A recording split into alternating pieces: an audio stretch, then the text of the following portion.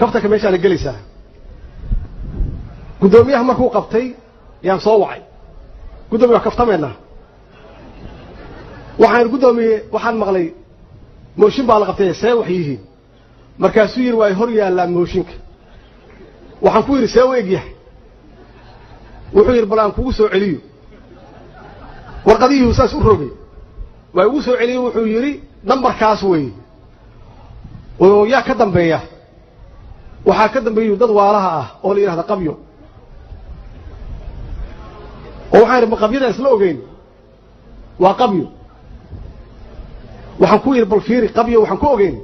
wax walba haaf inay uga tagaane bal fiiri hadduu mooshinka dhan yahay in kale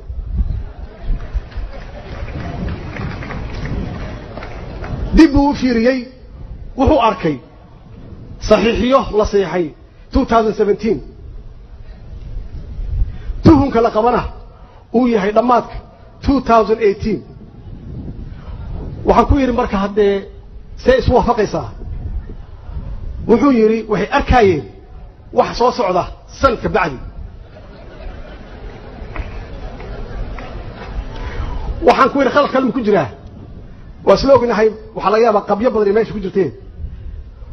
waa fiiri wuxuu yiri saxiixa waxa ka maqan dateski oo waxaan ku yiri see dateski qofku uu ku iloobi hadduu qofka saxiixay see ku iloobi waqtiga uu saxiixay waxaan ku yiraahday maxaa kale oo ku jira wuxuu yiri dad kale oo waxa jira oo xanuunsan oo dibadaha jira oo aan ka warqabin waxaan ku yiri marka waayahay gudoomiye maxay tahay waxaan see wuxuu jira motif wuxuu yahay maxaa laga dalinayaa waxaan illa waaba sheegtay waa qabye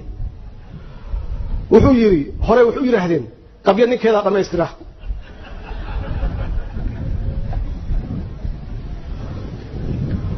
waxaan ku yiri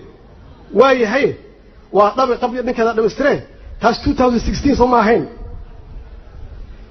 wuxuu yiri maya waa 2019 waayahay maxay rabaan marka ma weydiis waa weydiyo yiri waxay rabaan waxa kamid ah gudiga hanti soo celinta in lagu daro ay iyagu maamulaan inay ka shaqeeyaan soo dhawaanshaha shacabka iyo dawladda inay dhamaystir ku sameeyaan wax alla wixii heshiisyo hor u jiray in maxaan ku raahdaa kanaalkan sheegay ayaa dhawey oo wabi ka soo fatahay in la furo beerta loo daayo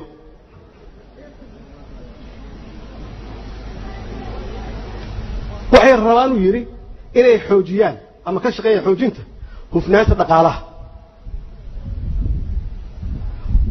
waxay rabaan uu yiri in ay ka shaqeeyaan oo ay xoojiyaan mushaar bixinta tan ugu dambaysa waxay rabaan inay sharafka ummadda Soomaaliyeed soo celiyaan waa mahadsantiin wassalaamu calaykum wa rahmatullaahi wa barakaatuh